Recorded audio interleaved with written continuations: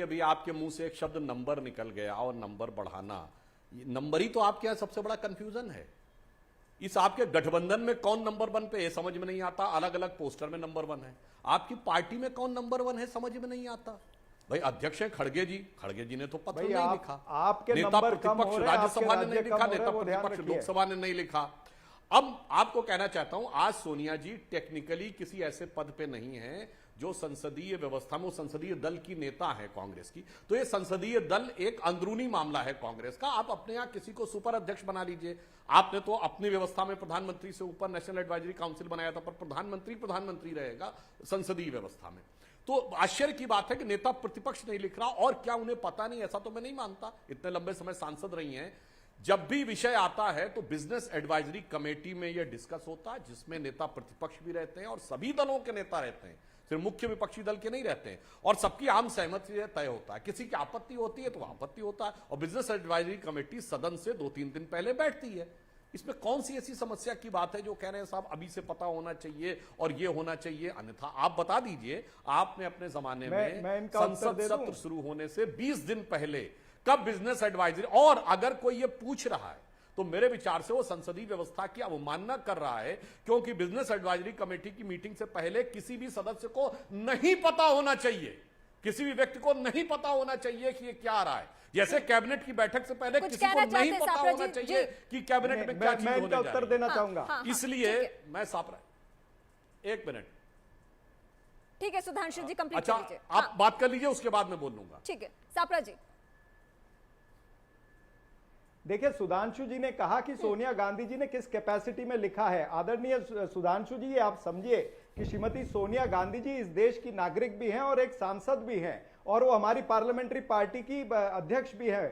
तो उन्होंने अगर लिखा है तो उन्होंने सुझाव दिए हैं, उन्होंने कहा है कि इन मुद्दों पर, ये जनता के मुद्दे हैं, इन मुद्दों पर चर्चा होनी चाहिए।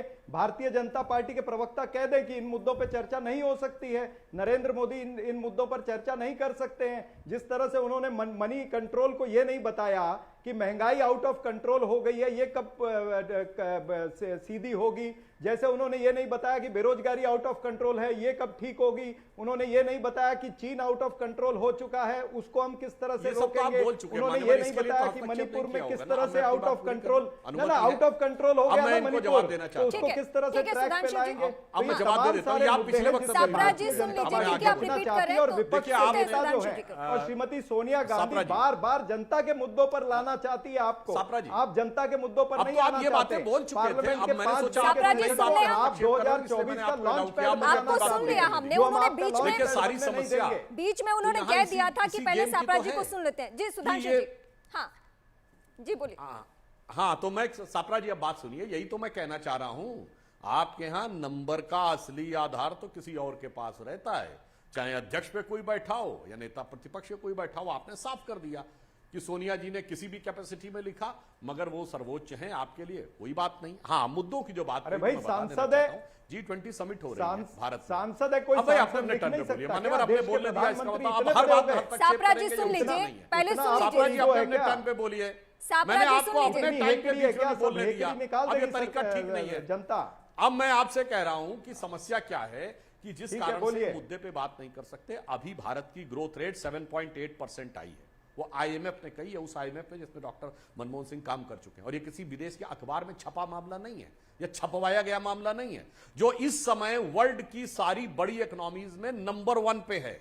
आप अपने दौर में बताइए कभी आपकी भारत की ग्रोथ रेट नंबर 1 पे रही हो इन ऑल द मेजर। मैं बताता हूं, G20 समिट हो रही है भारत में।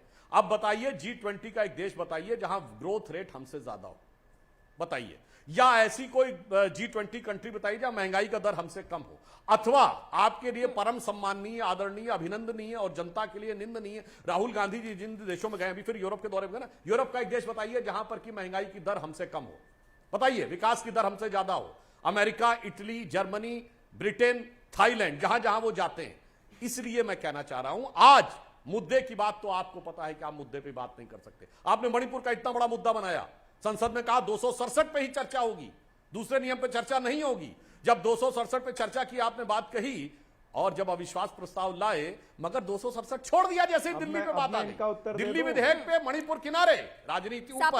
और जब प्रतिपक्ष, जब आप अविश्वास प्रस्ताव लाए, आज डिजिटल डाटा अवेलेबल है, मणिपुर पे विपक्ष ने कितना बोला, मैं चुनौती तो कहता हूं जाके देख ले, 10% नहीं बोला। और लाए मणिपुर के ऊपर विपक्ष के सांसदों का आज कोई जाके डाटा निकाल ले, पूरी बहस में नेता प्रतिपक्ष ने शुरुआत नहीं की। पहली बार नेता प्रतिपक्ष का नाम ही नहीं बोलने वालों की सूची में नंबर गेम तो आपकी पार्टी में ये है। और 10% के मुद्दे पर क्या उत्तर दिया देश के प्रधानमंत्री ने? बोलिए ना। तो भाग गया। चीन के मुद्दे पर जब मनीष तिवारी जी ने इतने सारे बाकी मेहमान भी बहुत देर से उत्तर दिया, क्या देश के मुझे उनके पास जाना पड़ेगा। मैं सुजाता जी आपके पास आती हूँ। सुजाता जी, एक आरोप बार बार लगते रहा है बीजेपी पर, एनडीए पर, कि कन्विंस नहीं कर पाते हैं। जो भी मुद्दा लेकर आए, जिस भी तरीके का मुद्दा हो, कन्विंस नहीं कर पाते। विपक्ष बार बार सवाल ही उठाते रहते हैं। किसको कन्विंस करना? कन्विंस तो जनता को करना है, और जनता ने तो फिर 2 बार चुन के लाए हैं, प्रचंड बहुमत से लाए हैं, अगली बार 2024 में भी आ रहे हैं, ये सारे सर्वे दिखा रहे हैं। तो कन्विंस किसको करना होता है? कन्विंस तो मुझे लगता है कि लोकतंत्र में जनता को करना, और जनता कन्विंस है क्योंकि जनता ने देख लिया है इनको इतने सालों राज्य करके फिर क्या हुआ उस देश का, कि पूरे परिवार को ही देश मान लिया, कि एक एक संस्थान, एक पॉलिसीज का नाम सिर्फ अपने परिवार के ऊपर रख दिया, और एक युवराज जिनको बार बार लॉन्च करते रहते हैं। परिवार ही सब कुछ है। लोकतंत्र की बात करते हैं लेकिन पार्टी में खुद लोकतंत्र नहीं है। मणिपुर की बात करते हैं लेकिन वो राहुल गांधी के करियर को लॉन्च पैड की तरह इस्तेमाल करते हैं, क्योंकि जब प्रधानमंत्री ने मणिपुर पे बोलना शुरू किया तो वॉकआउट कर गए। उसके बाद मणिपुर का जो विषय है वो गायब हो गया। उसके बाद वो लद्दाख चले गए। लद्दाख जाके सेना की बात को नकार के, विदेश मंत्री की बात को नकार के, देश के बात को नकार के, सिर्फ चीन के कुछ जो इनके अधिकारी जिनसे ये मिलते रहते हैं उनकी बात को सत्य करके कहते हैं कि चीन ने जमीन हथिया ली। अरे ये इसके थोड़ा सा अपने इतिहास को देख लीजिए कि कितनी जमीन जो है आपके नाना दे के आए थे चीन को, और उसके बाद क्या कहा था कि भाई वहां कुछ उगता नहीं है तो इसलिए दे दिया। और सिर्फ चीन की बात क्यों की जाए? मैं आती हूं आपके पास। की बात कीजिए कि क्या उड़ा के अजीज खान के पास में जाती हूं। अजीज खान, जो सोनिया गांधी ने चिट्ठी लिखी है 9 पॉइंट से उसमें, तो आखिरी लाइन ये है, ऐसे लोग की बात सुजाता जी में आप बताइए। आऊंगी मैं आपके पास। अजीज खान से मैं बात कर लेती हूँ। अजीज खान, जो सोनिया गांधी की चिट्ठी है जिसमें 9 पॉइंट्स है, उन 9 बातों में आखिरी लाइन ये है कि केंद्र और राज्य के संबंध खराब हो रहे हैं। इसके पीछे वजह देखिए रेमा जी, जो आदरणीय सोनिया गांधी जी ने जो भी सवाल उठाए हैं, निश्चित तौर पे बहुत ज्वलंत मुद्दे हैं इस देश के, और उन मुद्दों पर कहीं ना कहीं बीजेपी को जवाब देना चाहिए। बीजेपी तो जवाब देने से भागती है। वो इधर उधर के अनर्गल मुद्दों को ला करके कहीं ना कहीं मुद्दे को भटकाना चाहती है।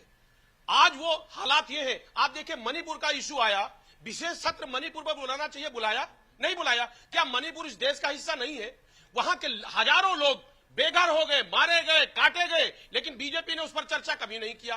तमाम बड़ी बड़ी समस्याएं हैं। आज महंगाई बड़ी समस्या है। अभी सुधांशु जी कह रहे थे साहब यूरोप के कंट्रीज और तमाम बातें। अरे साहब, कब तक अपना विश्वगुरु खुद अपना तमगा लेते रहोगे आप? दुनिया